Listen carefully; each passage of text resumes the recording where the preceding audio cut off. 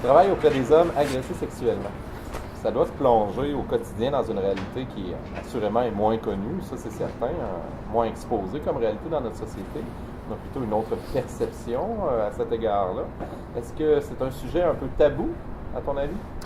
Oui, la situation des hommes agressés sexuellement est encore tabou pour plein de raisons.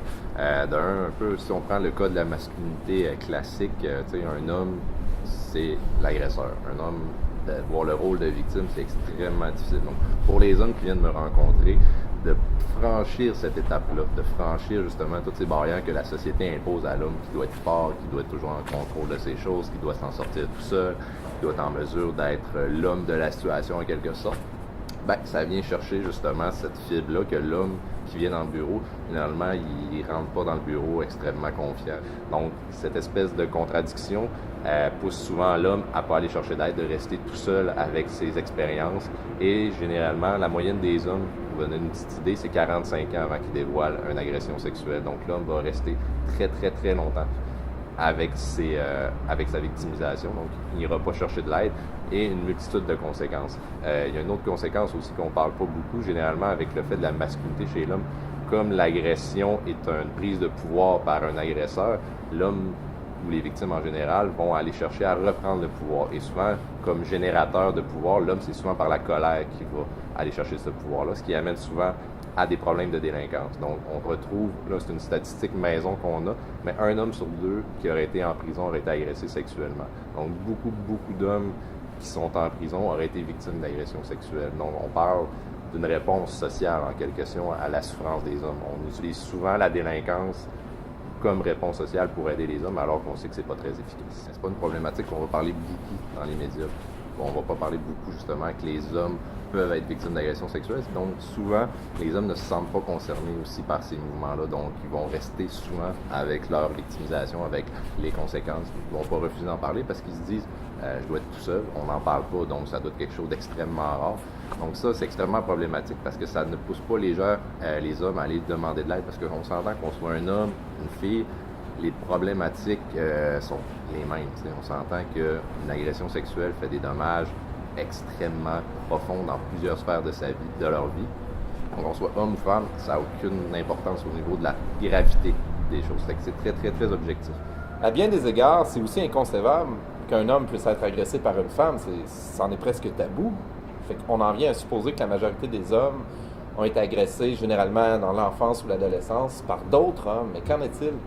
Bien, la majorité des hommes le sont victimes dans l'enfance, mais il ne faut pas oublier qu'une grande majorité d'hommes qui souffrent en silence ont été victimes des hommes, mais aussi par des femmes. Donc, une récente étude, méta-analyse, qui démontre que de tous les hommes agressés sexuellement, 40% l'auraient été par des femmes. Ce qui amène un peu de tabou dans le tabou. Donc, les hommes victimes par des femmes n'iront pas chercher de l'aide parce qu'on pense encore par les clichés de la société qu'un homme agressé par une femme, ben, c'est un maudit chanceux. Alors qu'il n'y a pas vraiment envie d'aller se faire dire ça soit par un policier ou par un intervenant. Fait qu'il va souvent rester avec son secret puis vivre sa souffrance seul, sans aide. Donc, c'est vraiment important qu'on sorte de cette idée préconçue qu'une femme ne peut pas être aussi un agresseur. Beaucoup d'hommes avec qui tu travailles ont été agressés sexuellement durant l'enfance. Ça doit amener toutes sortes de problématiques au niveau d'identité sexuelle et de genre.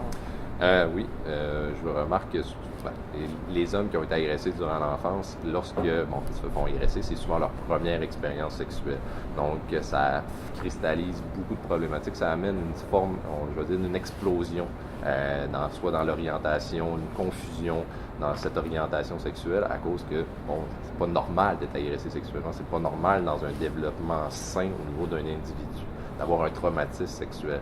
Donc, souvent, pour les personnes homosexuelles, ça va causer, est-ce qu'ils vont croire peut-être qu'ils sont devenus homosexuels en raison d'une agression sexuelle, alors que c'est totalement faux. Pour des gens, on pourrait dire au niveau de l'autre spectre, qui sont plus hétérosexuels, ça peut amener justement des fantasmes, une confusion. Est-ce que pour eux, ils ont comme leur première expérience ont été avec des hommes? C'est quoi leur intérêt? Donc, ils peuvent vivre quand même beaucoup de souffrance, justement, en raison de cette traumatisme au niveau du développement sexuel, on peut dire normal chez l'enfant. Donc, ça amène beaucoup de confusion, ça amène beaucoup de souffrance pour ces hommes-là.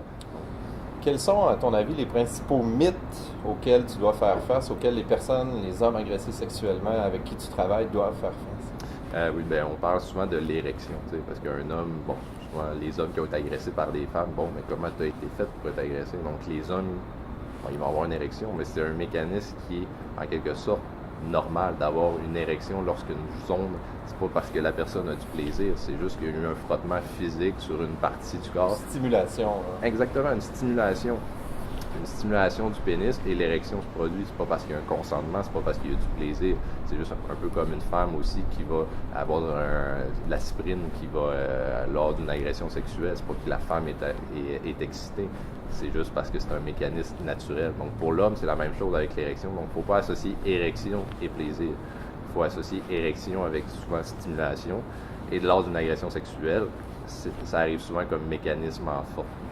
Lors de stress, ça va se produire. Donc, mais ce que l'érection amène souvent chez les hommes, c'est justement un sentiment de culpabilité et de honte. Ils croient que parce qu'ils ont eu une érection, c'est parce qu'ils l'ont voulu.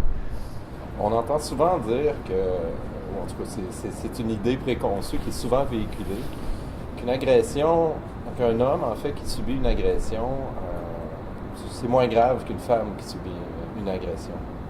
Qu'est-ce que tu en penses?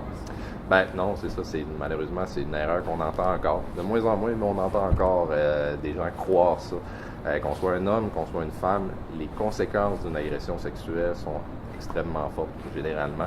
Donc, qu'on soit un homme, qu'on soit une femme, on doit pouvoir obtenir des services. C'est pas parce que il y en a moins des hommes que leur souffrance est moins importante. On entend moins parler, on en entend moins discuter, mais ces hommes qui vivent parfois seuls, ces hommes qui ne vont pas aller chercher de l'aide, vivent une très grande souffrance.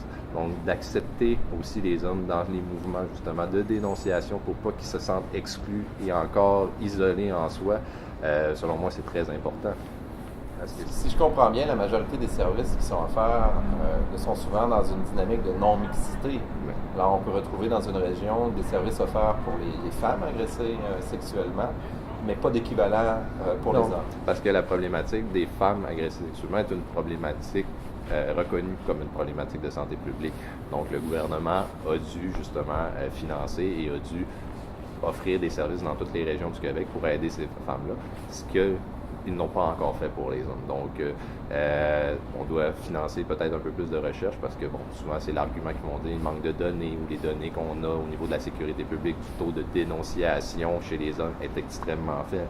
On sait très bien que comme c'est une problématique marginalisée, ce ne sont pas des gens qui vont aller directement dans les instances policières pour aller porter plainte, ce qui fausse énormément les données. Donc, eux, ils se basent là-dessus pour nous dire non, c'est une problématique trop marginale pour offrir de l'aide.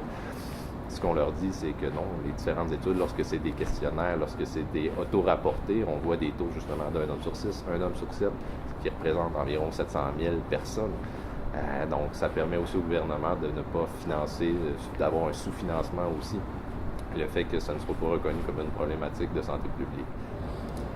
Tu travailles auprès des hommes agressés sexuellement dans une société où on les dépeint généralement comme les agresseurs, comme les générateurs de violences sexuelles. Ça doit entraîner toutes sortes d'impacts et de conséquences, autant pour intervenir auprès de ces hommes-là que eux-mêmes dans leur processus de guérison ou d'obtention d'aide. Oui, en effet, parce qu'il y a beaucoup d'hommes qui se sont fait dire que les hommes qui sont victimes d'agression vont devenir des potentiels agresseurs. Donc, beaucoup d'hommes vont garder cette information-là avec eux toute leur vie, justement, pour ne pas se faire pointer du doigt. Ah, ben, tu as été victime d'agression sexuelle, tu vas devenir un agresseur. Donc, beaucoup d'hommes vont s'empêcher d'aller chercher de l'aide. Et, encore plus triste, beaucoup d'hommes vont s'empêcher d'avoir des relations avec même leurs propres enfants. Parce qu'ils se disent que, ben, tout le monde me dit, j'entends partout que si on est agressé sexuellement, on a un risque d'agresser d'autres personnes, d'autres enfants aussi. Donc, l'homme, ce qu'il va faire, ben, c'est qu'il va s'empêcher, il va mettre des barrières avec ses enfants. Il n'essaiera pas de s'engager avec ses enfants, il va mettre une espèce de mur entre lui et ses enfants, ce qui cause énormément de souffrance chez les hommes. Donc, quand on leur apprend que, dans le fond, il n'y a pas réellement de lien entre les deux, beaucoup d'hommes prennent la pilule extrêmement difficile parce que des fois, c'est pendant 20 ans qu'ils ont mis des freins avec leur enfant. Donc, c'est très important de ne pas véhiculer ce message-là que les hommes victimes d'agressions sexuelles vont devenir des agresseurs sexuels.